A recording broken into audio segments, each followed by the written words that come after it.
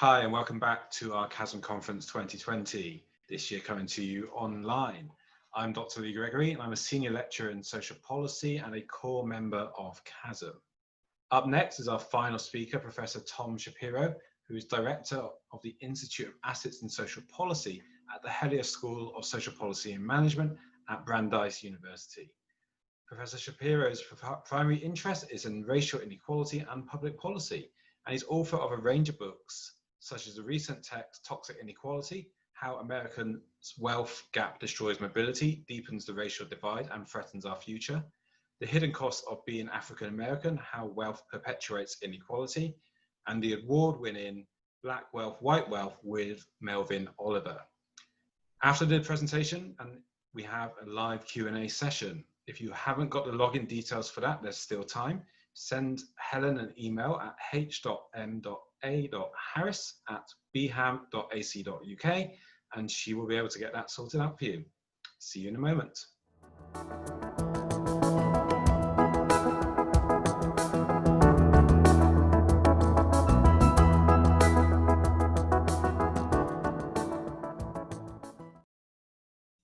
Good afternoon. In London and other parts of the UK, it's about mid-morning where I am in Boston, Massachusetts. Very fine day, very fine weather. It is an absolute pleasure to be at the 2020 annual CHASM conference, although this one clearly is very different than any of the ones that I've had the pleasure of attending in person. But I hope we all are having a learning experience and helping to bond our community together at the same time. I do want to start with a hearty thanks to Andy, to Helen, to Karen, and to Lee, and all the CHASM team for the extraordinary effort of putting the conference together this year. And hopefully we won't have to do much more of this in the upcoming years, but we can have the pleasure of each other's company. I'm Tom Shapiro. I direct the Institute on Assets and Social Policy at the Heller School for Social Policy at Brandeis University, just outside of Boston, Massachusetts.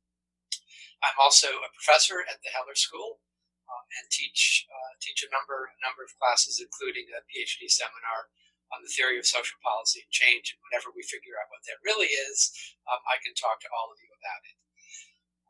But let's move ahead with some things that are really critical to think about and to talk about. And I want to take a moment or two to do some level setting about where we are in the United States at this point in time. And I mean very specifically, in the midst of a COVID-19 epidemic in the United States that more or less officially started, at least in the U.S., in mid-March, and now is well into its quarter year anniversary, if you will, with no apparent sign of letting down, given the particular ill-fated policy approach, in my view, that this president and his administration is taking in the United States. This, of course, is intersected with a second kind of pandemic that started, if you will, at least 25 days ago with the first protest and the subsequent uprising in the streets in the United States, in many state capitals and in most large cities and many smaller cities and rural areas as well. In the heels of the murder of George Floyd in Minneapolis, Minnesota, by the police force in that particular city. We are going on now, again, as I said, 25 days of sustained protest and uprising against the criminal justice system in the United States and other systems of racism, racial oppression, and anti-Blackness that have existed for 400 years and one in the United States. One of the reparative issues and conversations that have come up much more seriously the heels of the current protest has begun to have people think more seriously about racial wealth inequality. And that's what I want to focus on in our time here together today. It's an area that, unfortunately, I have been working on for over 20 years in terms of my academic life. Many years, almost the same 25 years as an advocate, if you will, and as an activist. So I come at this from both the scholarly and, if you will, the political active angle as well. I am going to share my screen with you all and go through a presentation, and I hope that this is going to work well given the new mode that we are in the United States and in the UK as well.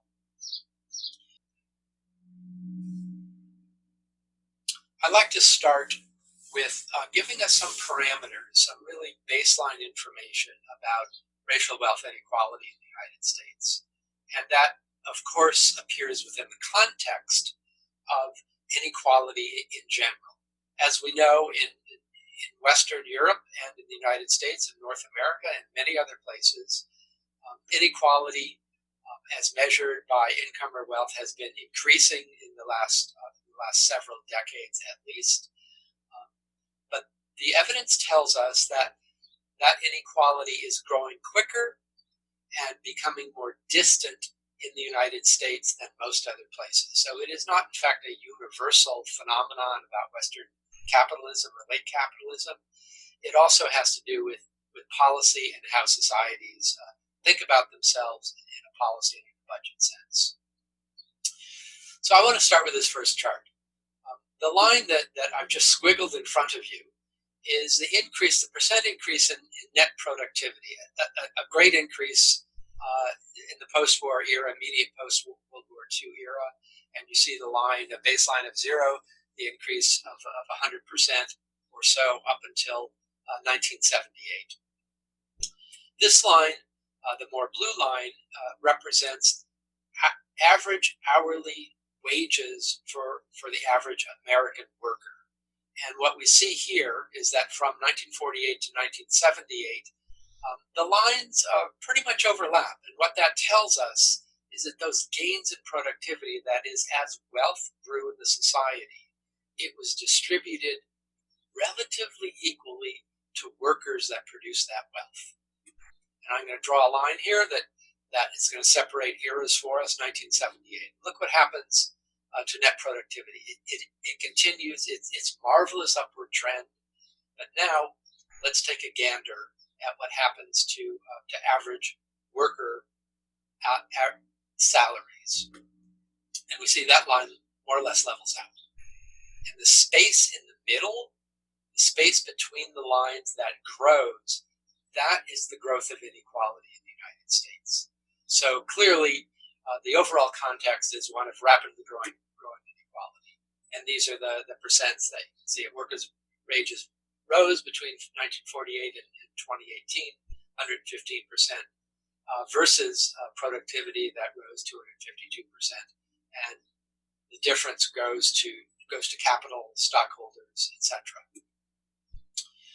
Let's turn our attention somewhat briefly to household net wealth in the United States. Everything of financial value that a family owns minus all of its debts. And here, just looking at 3 broad categories: Black, Hispanic, and white. Black, I'll use Black alternatively. We sometimes use the expression African American. I probably will alternate between the two. Average median at the 50th percentile. Black wealth, family wealth in the United States, $17,000. Hispanic wealth at the median, again, $20,000. Average white wealth, $171,000. That's the baseline difference, disparity, if you will, as of 2016. Now, it's one question to think about that cross-sectional piece of data, because we can be dealing with different points in time, so it doesn't really tell us what's happening over time. So for that evidence, we can ask questions of a panel study, and in this case, it's the panel study of income dynamics, following the same set of families, and that's really key. Following the same set of families every few years. And the blue line, the thick blue line that I've just put up for us, looks at in 2015 dollars that is calibrated for inflation over the years from 1984 to 2015. That looks at the African American median net wealth. And on the one hand, which is absolutely a good story to talk about, and maybe when we get some live time for questions and conversations, it's something that people might want to remember. Let's look what happens, though, with the average wealth for white families. It's a very different line. And so what this tells me is that, and I hope it tells people who are actually interested in some evidence and thinking that evidence through, what it tells us is that racial wealth inequality in the United States is not just what the past has given the present, but it is also something that continues to expand over the lifetime, over the life cycle of families in the United States, which has much more, in my estimation, to do with policy, systemic structures that differentiate between returns for whites and blacks in different structures. So that racial wealth inequality opens up. 1984, it's not a sociological trick I'm playing here. 1984 happens to be the first year that this data is available for average families in the United States. So the baseline, 1984. The difference in wealth, white and black, is $84,000. Calibrated for inflation again, in 2015 dollars, that $84,000 expands fourfold or so to $258,000 in the United States. Racial wealth inequality palpably getting worse by magnitudes. So, since racial wealth inequality is, in my estimation, one of the hearts, and there are a lot of hearts to the racial inequality dilemma in the United States, it's something that we think we know how to solve. And it's not an intractable problem or situation. And what I want to present is a policy idea that colleagues and I put together. And there are a couple of important features to this. One is that we tend to think of policy in the United States, and I dare say in most other places in the world, especially among advocate organizations and elected officials, we tend to think of one policy designed to hit one problem. And we know that problems have multiple sources and problems have multiple collateral implications. So we wanted to break that policy silo, if you will, and we've designed something called the Just Futures Fund. And this will pair two policies together. It will pair a robust cash transfer, and you can see here that we've modeled it on something that looks like a universal basic income, which is being piloted in the United States and elsewhere, $1,000 US dollars a month per adult in a family, plus $250 for a child in that family. So that turns out that's a pretty robust cash transfer. By itself, it would be important, and the distributional impact we'll look at momentarily will be significant. We're going to pair that with what we call kids' futures accounts. And what this does is it's equivalent to a baby bonds proposal, which you may have heard about from the presidential primary campaign of Senator Booker from New Jersey. And we've modeled it after some of his estimates, although changed some of the key features. $1,000 at birth for everybody. So in the UK, you can think of your child trust fund, perhaps. $1,000 at birth. Then, depending upon the wealth of the family, that will be added to every subsequent year until that child reaches the age of 18. So a child born into a family essentially with no financial assets will be eligible to receive up to $2,000 a year. And it's calibrated down from there so that the wealthiest child born into the wealthiest family, we would like to ask in the United States, what does Bill Gates' kids get? So Bill Gates' children get the $1,000 at birth, but they don't get anything after that. This is a way of designing equity into a social policy design. The interest builds over time, and I'm going to show you some of the distributional impact accessible at age 18. Basic income, that is that cash transfer, reduces poverty in the United States. Poverty as defined in the very conservative U.S. government definition of that. So here, poverty rate before the cash transfer, I'm just showing two segments of the population, adults with no kids and single parents. And let's just, to make it relatively simple, I need to move somewhat quickly here. I apologize for that. Let's just look at the African American or Black and the Latinx.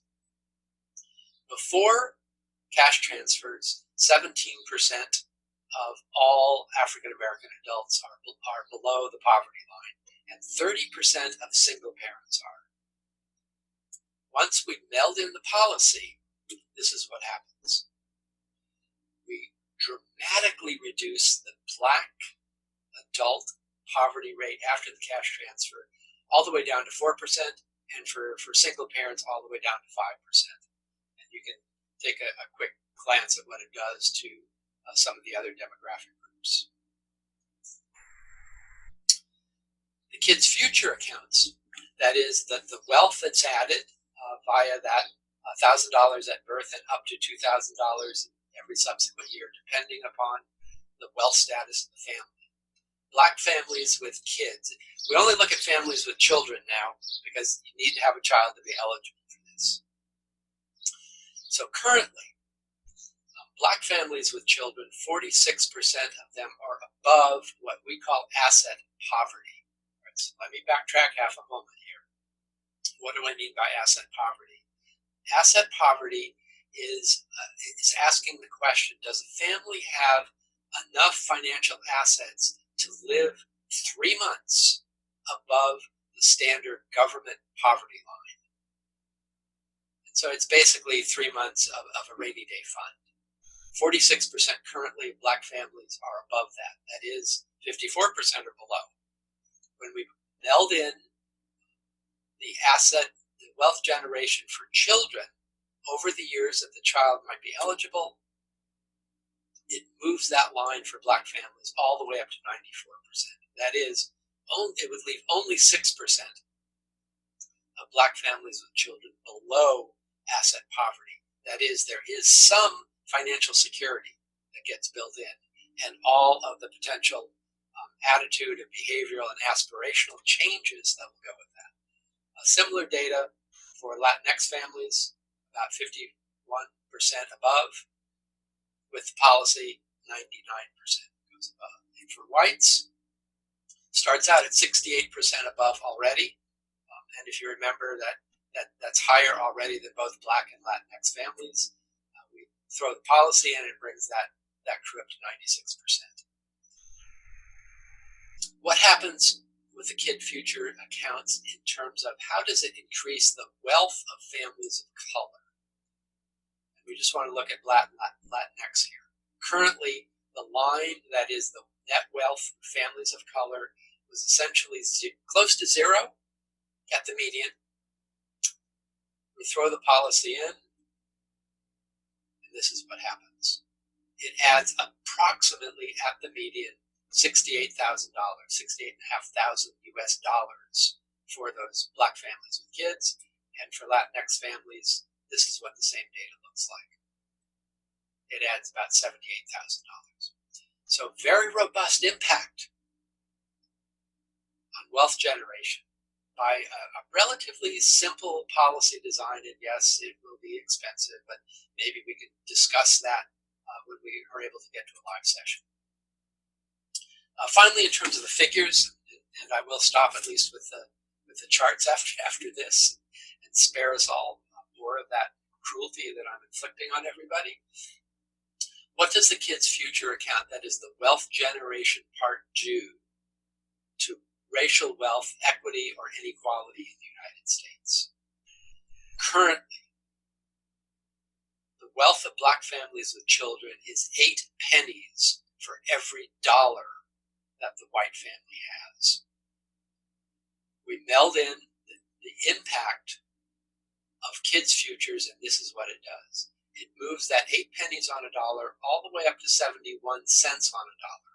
Now, it doesn't close it entirely, but this is a huge improvement. It's a huge highway towards racial equity in terms of finances in the United States.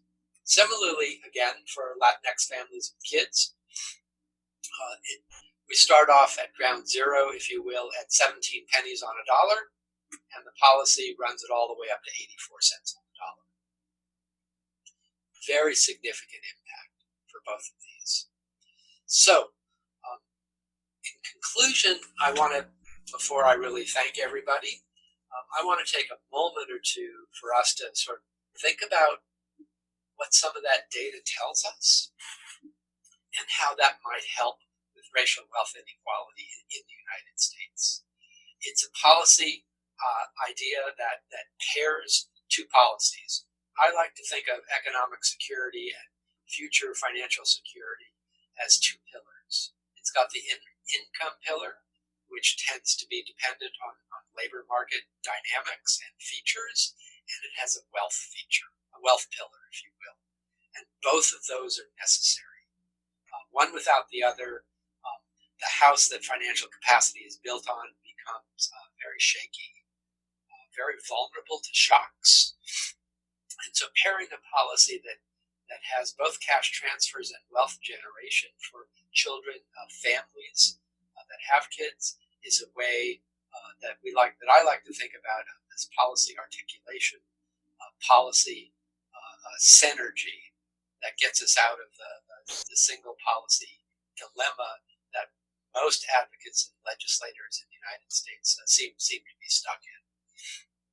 Secondly, working in the modeling that we've done for the report that's called Accelerating Equity, and that's where most of the data, the charts, the last 4 charts that I showed came from. We know how to design, embed equity into policy design, and we know how to do it in a way that doesn't at the front end target a specific racial or ethnic or gender group, but it has the distributional impact that serves the same purpose. And I think I think it's an intriguing policy approach, at least for those of us in the United States to think about, particularly where the issues of race and ethnicity and class and gender have really been at the forefront and have been, in the legislative arena at least, a stumbling block to some getting closer to an equitable road for economic security for everybody in the United States. And then I would like to close where I began, if you will, by thinking about the era that we're in the midst of in the United States and elsewhere in the world. They are separate, but they've hit us at the same time, at least in the United States. An uprising against the criminal justice system and other systems that produce the need for a carceral state in the United States, along with the pandemic that with current policy approaches, unfortunately, is going to be with us for a long time, longer than need be in the United States. So I apologize for the bleakness, for the darkness of some of what I need to talk about. But until citizens and organizations and communities in the United States are able to understand what the data is telling us, what the evidence is telling us, a holistic approach to protests in the streets will not really be possible. So again, thank you so much, and I look forward to the question and answer that Lee and I are going to structure. And I really look forward as well to having some chance to engage with the live audience. Thank you very much.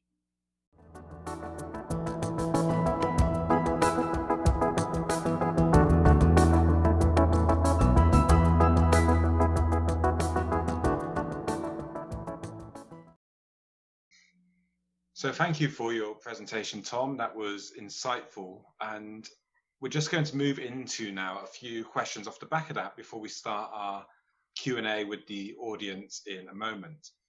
So in your presentation at the start, you were talking about how in the US and across the world, we've got the Black Lives Matter movement, which is challenging the system of racial oppression, which has been in place for around 400 years, I think is the time frame you gave it. Whilst for many, it can be clearly seen in the criminal justice system how this racial oppression is in place. How do you think that comes across in the systemic sort of way in which wealth is accumulated? Well, it's great to be here. Thanks, Lee, for the first question. I'm really looking forward to a wonderful conversation, and then of course moving to a live audience.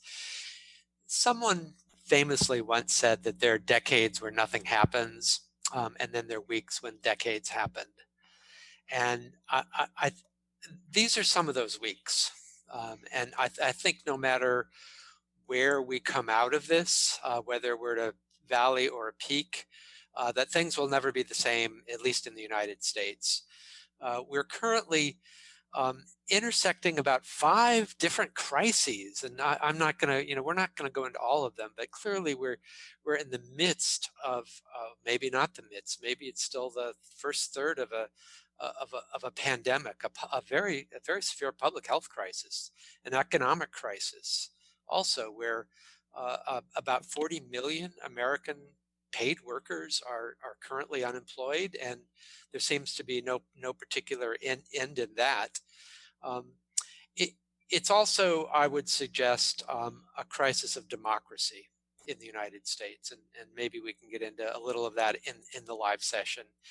And all of that, I think, is wrapped up in it being a crisis around racial caste in the United States. And I understand what the word caste means, and I use it very intentionally. It's very caste-like. And the way it becomes, I think, caste-like, when it becomes visible is in wealth. Wealth, after all, is something that is passed along from generation to generation. Wealth begets wealth. So if we look back in past generations and historical periods in the United States, there literally was zero opportunity for African Americans and others, by the way, to accumulate wealth. After all, in the United States, African Americans were enslaved peoples in the United States, and they were the wealth of other mostly white male individuals. So that I'm fond of saying that while there's no one metric that captures the historical legacy or the contemporary dynamics of race and wealth in the United States, that racial wealth inequality comes the closest because it allows us to capture both the contemporary labor market dynamics as well as the legacy of our history in the United States. So that's the way that wealth really permeates into all 4 or 5 crises that we want to talk about, at least in the United States now, and provides a window from the past into the present. And I think it's reflecting on that present then, and we're seeing this played out quite strongly now, is sort of political challenges for addressing some of these sort of systemic problems. And we see that when we see again, just to come back briefly to it, the Black Lives Matter sort of campaign, the counter rhetoric of all lives matters, which misses the key point of that campaign, of course. But it seems to ensure that there's a political unwillingness to address some of these structural inequalities and that they're maintained. So how can we get across and challenge then those political obstacles? Oh, great question. Things can change very rapidly, and again, I think we are in the moment where weeks can look like decades in terms of how quickly something can happen. So just in surveys, for example, the favorable opinions about Black Lives Matter, not about Black Lives Matter as an organization, but around the issues of police brutality, of state-sanctioned violence, of state-sanctioned social control, that virtue on military apparatus at different points in time. The public, in the public square, the attitudes have really moved mountains. And in the public square, there is much more understanding, at least at this moment, around that state-sanctioned violence in the form of a highly weaponized police force. And I don't know what images get through in the UK, but one image that really strikes me and a lot of my compatriots in the United States is an image from relatively early on, say middle of April in the pandemic in the United States, where there were first responders in hospitals that had put on large trash bags as the only protective equipment that they had, and scarves around their faces and around their eyes and around their noses. Clearly a veneer that wasn't going to work, but people trying to innovate with the only thing they had at the moment to protect themselves and those around them. And at the same time, local police forces were in tanks with automatic rifles, with pepper spray, with tear gas, with rubber bullets, trying to protect statues of losing Confederate generals in our Civil War in the United States who were fighting to protect slavery as an institution. And those images don't square, but they do provide us with sort of that sense of priorities and where budgets went in arming local police forces, but not in protecting first responders, emergency workers, essential workers. That's changing. And it's interesting your response. Again, you talk about how decades are experienced in a few weeks, and during your presentation, you showed us what actually changed, or should we say, what little changed over a series of decades. So your graph, which shows that from 1984 to the present, the racial gap has increased from 85K to 258K. I mean, that's basically over my lifetime. How quickly can we reverse this sort of trend? Or is that something which is going to take another 30 or so years? No, I very much like the phrase and the concept and the theory that policy is power building. And it is about the constituencies that are engaged. It's about the goals that are met, and the sustainability and the ability to protect a policy once it's in place. So the chart that you're referring to, Lee, is one that looked at the growth of racial wealth inequality in the United States among the same set of families over 2 to 2.5 decades in time.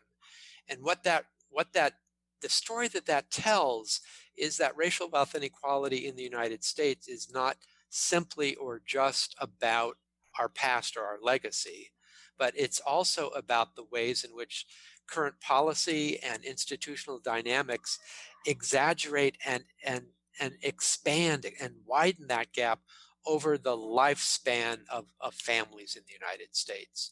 So as policy widens it, policies and institutions can also act in a way to close it. There are,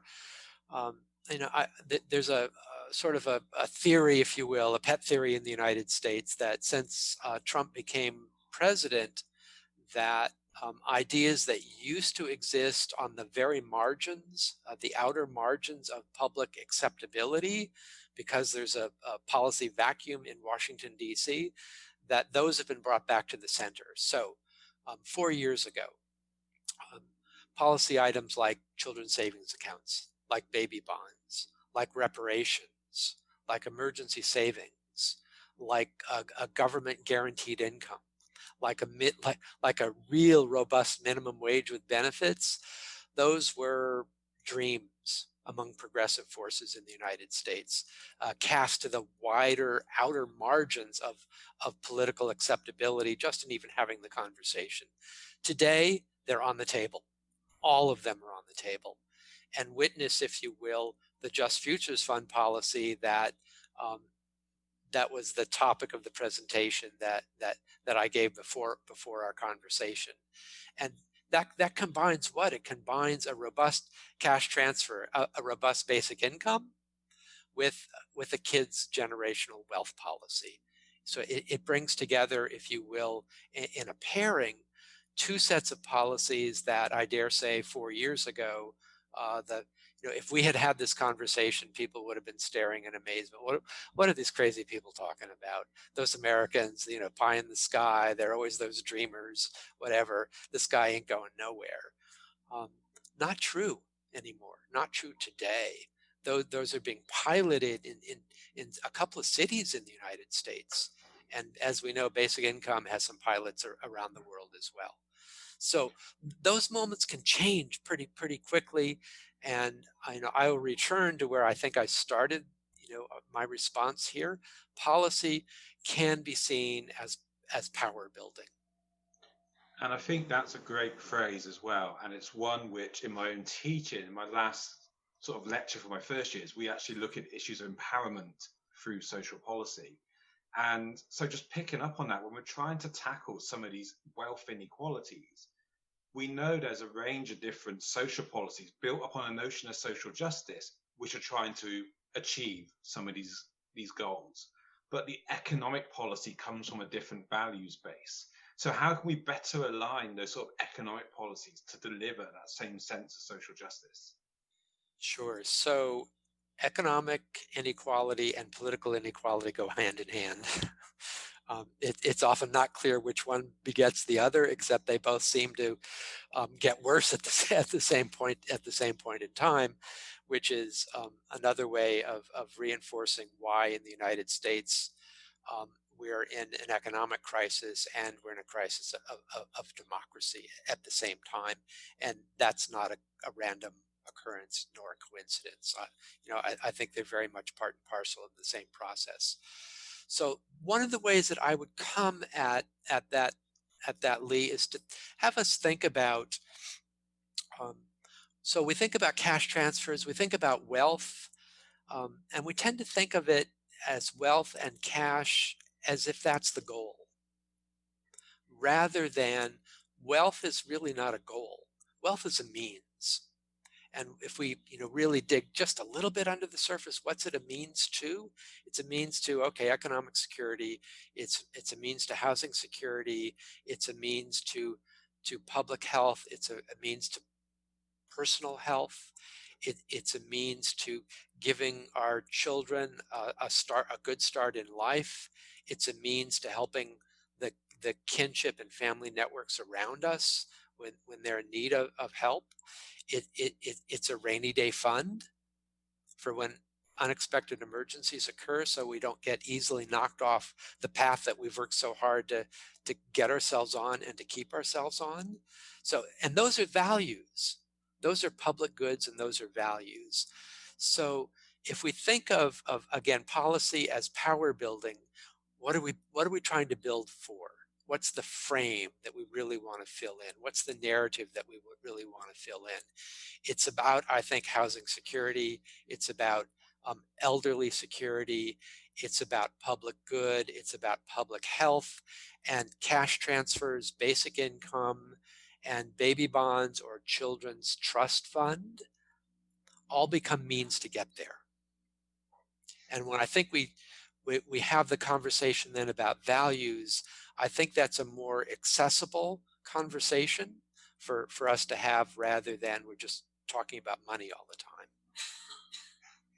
That's great. Thanks, Tom. And I think finally then my sort of final question before we switch to the Q&A is around what lessons the UK can learn from the US, where we have sort of similar policy and economic approaches, and obviously have our own challenges around racial inequality to address. Yeah, so I don't know what the UK can learn from the US, because I'm not so sure we're a shining exemplar all the time, if even ever.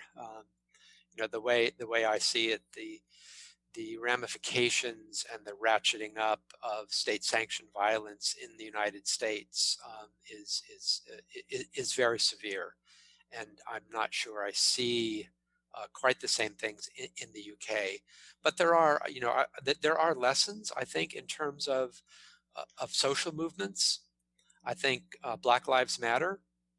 I think the way that people are responding to a totally ineffective federal government in the United States around the pandemic as just an utter policy failure, if it not being literally a failed state in this instance, of people then trying to rebuild that in our own communities and taking much more local action. Finally, what I would, you know, I really wish this were a lesson that we had in the United States that could be transferable to others.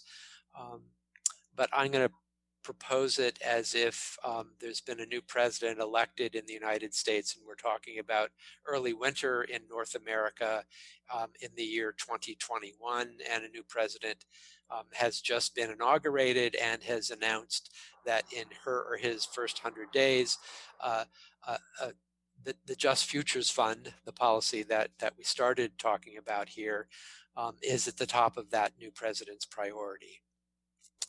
And then if we were to ask the question, how did that come about? It's because of public pressure. It's because of getting the values and the policy as power building into the public square, and having those innumerable conversations in the media, in our communities, with our grassroots organizations, that bring politicians around to knowing that there's public support for a very robust policy. Well, that's great, Tom. Thank you very much. That was a really thought-provoking and engaging conversation, which will kick us off for our live session, which starts in about 5 minutes' time. So for those of you who are joining us for that, you'll have the details. So do log in, and we will see you shortly for the Q&A. Really looking forward to it. Thank you, Lee.